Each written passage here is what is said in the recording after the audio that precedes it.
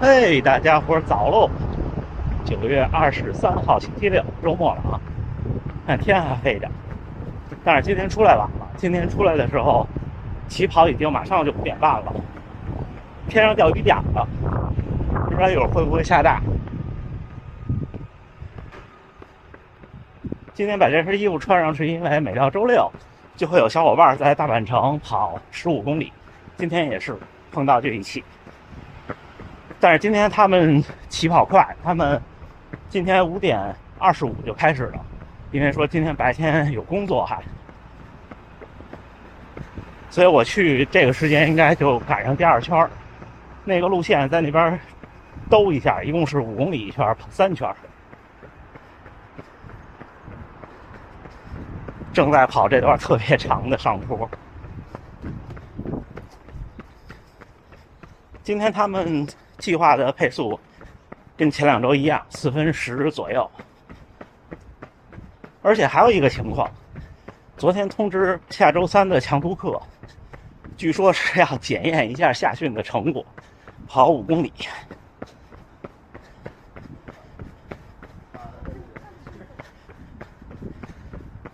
但是我还没有想好是不是要去跑测试，因为昨天说了，之前也计划了好长时间，下周3要跑下周6半马比赛的计划配速，就是3分40多。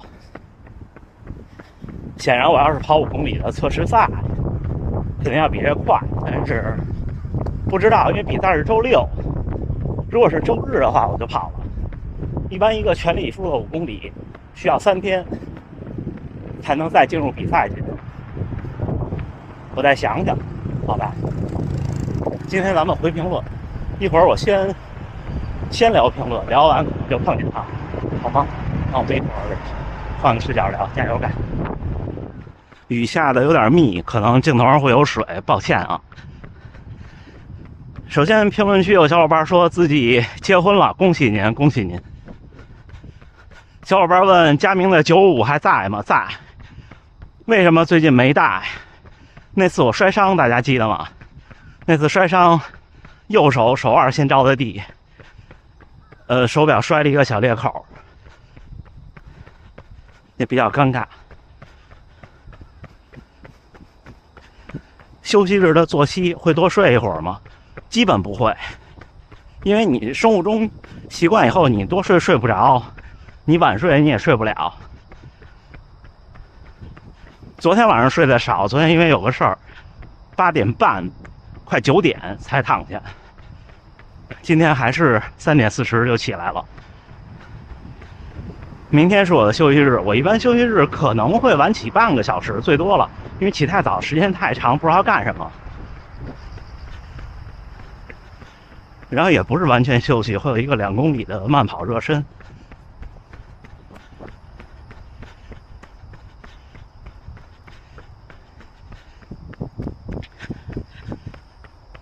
买了 Apple Watch Ultra 2，没有 Stride， 想了解如果只用 WOD 训练效果怎么样？那也可以的，因为本身双频 GPS 的 Ultra 再加上蜂窝数据，它的 GPS 什么的都没问题。心率这个事儿呢，你如果不是像我这种这么细的手腕，我觉得问题也不大。如果心率不行，就配心率带。WOD 那个软件还是可以的，训练呀什么的都有，也相对专业，数据也自由，都能随便导出。时间很有限，对自己跑步最大的问题就是抽时间，所以想了解月跑量跑多少，投入产出比最高。理解您啊，因为很少能像我这样这么时间规律的练。因为工作什么的，生活呀，都是好多事儿，对吧？要看你以什么为目标了。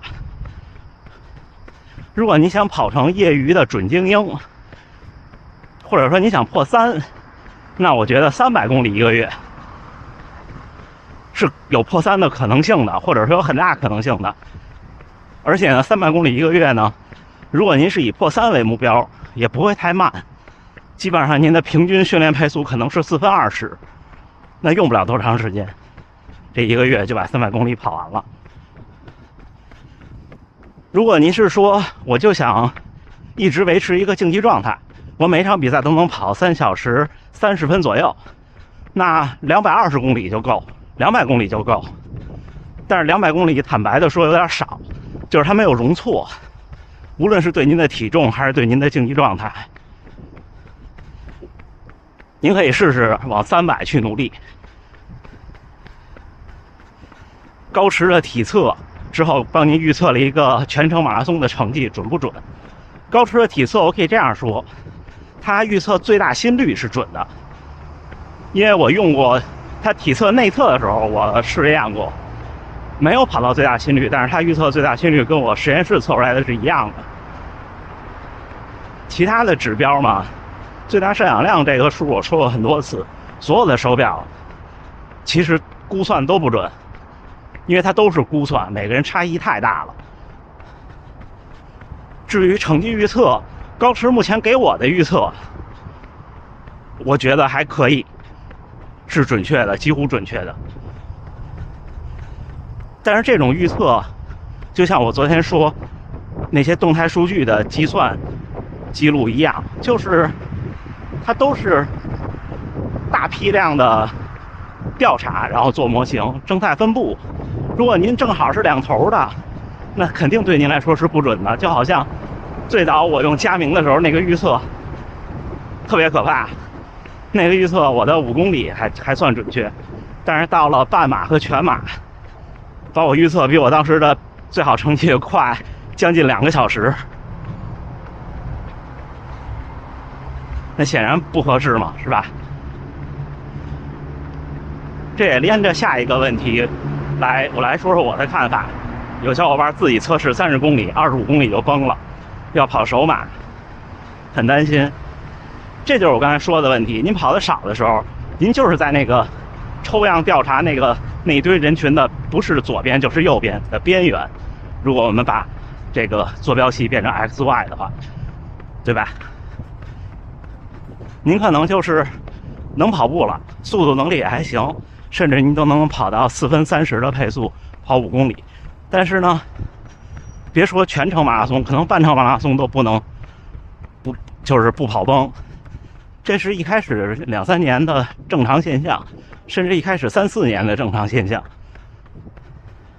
这时候预测就是不准的。您25公里崩再正常不过了。一般全程马拉松没有太多训练基础的人，23、4公里就开始不行了，然后30多公里就彻底不行了。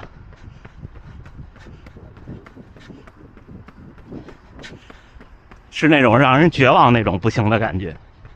正常。蜂窝数据是不是就不用带手机了 ？Apple Watch 是的。您如果有蜂窝数据版本的手表，开通蜂窝数据，不带手机，在手表上所有支持的软件都可以用，打电话、发短信、微信什么都可以。那微信的体验不太好，在我的 Ultra 上也是比较慢，能看见推送，但是你想完美的打开 loading 出来，然后回复，是怎么说呢？如果您在跑动过程中是有难度的。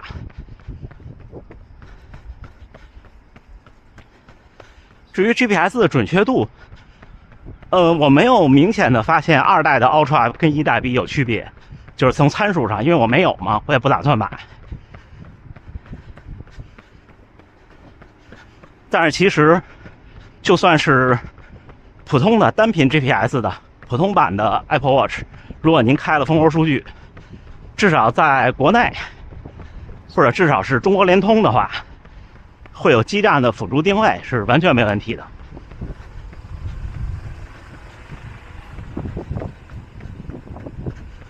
我不说其他的运营商和其他地区是我不确定，因为定位信息不一定都有。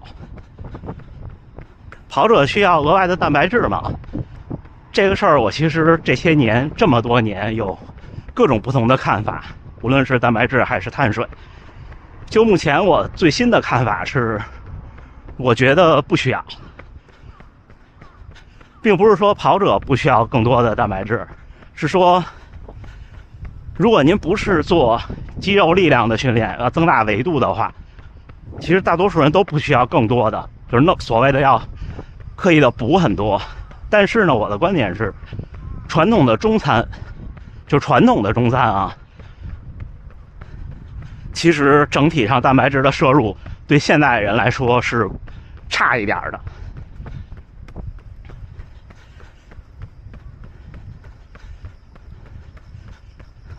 所以呢，就我不排斥任何一种饮食文化，但是我从来不喝粥，从来不吃白面馒头。至于精米精面，最多就是米饭面条。建议大家就是在日常饮食中多吃点肉禽蛋奶。您只要比您了解的传统的中餐多吃20%，基本上像我这种训练就完全没问题。我从来不刻意补任何东西，包括补充剂、营养品都没有。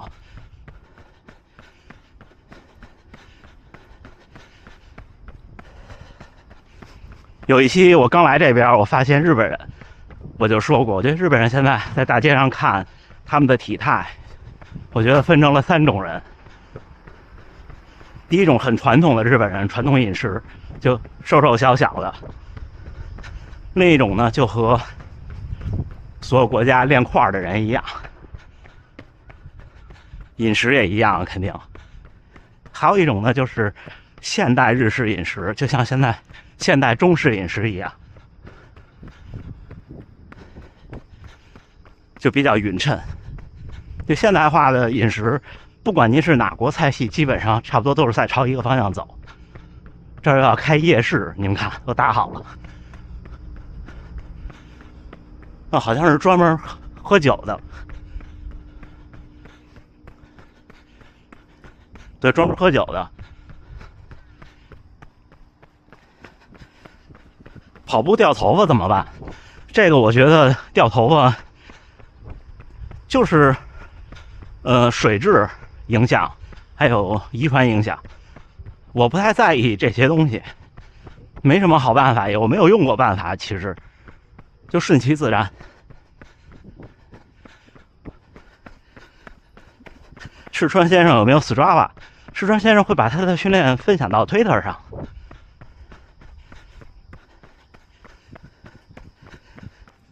高驰的2代 Pod 和 Stride 做比较，如果您不依赖 Stride 这个本身的功率这个平台的话，如果只为了记数据，在能记的数据的比对中，两者是差不多的准确度。但是呢，如果想记这么多数据，高驰的 Pod 要别在腰上，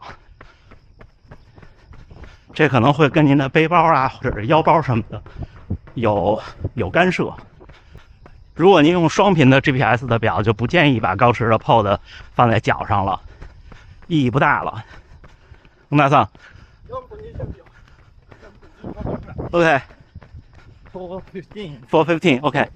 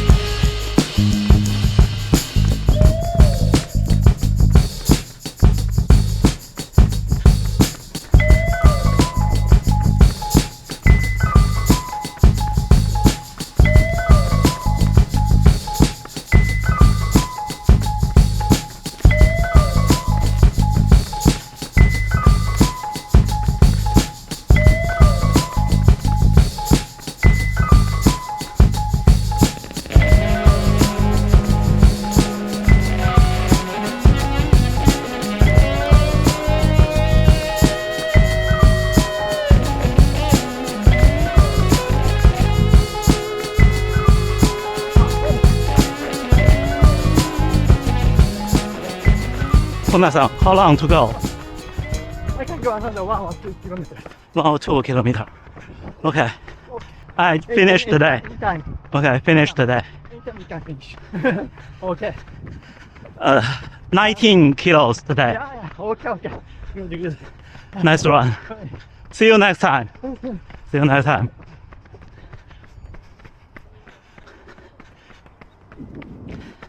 第19公里4分01，结束今天的训练，打个招呼回家。finish。哎，9月23号星期六，周末清晨7点08，训练结束。今天第4个训练日，今天是周六，连续这几周周六都有小伙伴在大阪城跑15公里左右的节奏跑。大概这个配速对我来说就是节奏跑。一般会从4分15的配速起，然后呢，因为我们这种就没有很稳定的配速员，很难像普通人像做到世川先生那样，说一看表就能很稳的在某一个配速下前进。一般我们就是在4分10到4分15之间，一般会比4分15快一点。今天从第6公里开始，大家可以看我的 Strava， 从第6公里开始连续跑了14公里，前10公里基本都在4分12左右，然后最后的几公里稍微加了一点速，最后1公里加到4分，然后在第19公里的时候，我们分开的，那个时候本田先生应该还有2公里要跑。今天人少，今天最终只有我跟本田先生一直在一起跑，其他小伙伴有几位小伙伴是因为今天有工作开跑的早，结束的也早，另外一些还有一个 B 组的小团队，然后看见了好多人，你们看视频跟大家打招呼什么的。周末大阪城跑步的人就多。最后一位小伙伴在问 Stride 连接佳明的手表，佳明的手表有一个自动校准，是不是就不用再去校准它了？这个您的理解可能不完全，就是自动校准这个事儿，不管是自动还是手动，你都要依赖一个准确的距离，对吧？就我准确的知道这是1公里，然后呢 Stride 假设记了1.1公里，那我们把比例调小，对不对？那前提是这1公里得准呀。那您想一块 GPS 手表做自动校准是依赖什么呢？依赖的是自己的 GPS， 那前提就是 GPS 的数据得完全可靠，不是说佳明的 GPS 不可靠，而是说我们跑的环境，比方说你看像这种或者两边的高楼，你很难做到说这1公里是准的，那它的自动校准就变成了，它的校准的意思就是把 Stride 的距离系数设置成了你这一次跑步 GPS 的距离，实际的距离，对吧？那你每一次跑完它都会校准一下。但是我猜，如果我是厂商呢，我会用因为我能够知道实时的 GPS 信号的强弱的，那我可能会选择在 GPS 信号稳定的时候做自动校准，这是有可能的，我没有试过。但是如果您有一块特空旷的地，比方说像大阪城那种，我就跑一个直线，还尽量是直线，不要一直在转，一直在拐弯。这样的话，自动校准一次就把自动校准关掉也是可以的。但是你自动校准完那一次以后，你看看那一次训练的轨迹是不是没飘，就 OK 了，好吗？行，那还是感谢大家伙，祝大家努力生活，健康平安吧。我们一起加油干，明天我的休息日了，迎接后边的赛季。那咱们加油干，回头再见。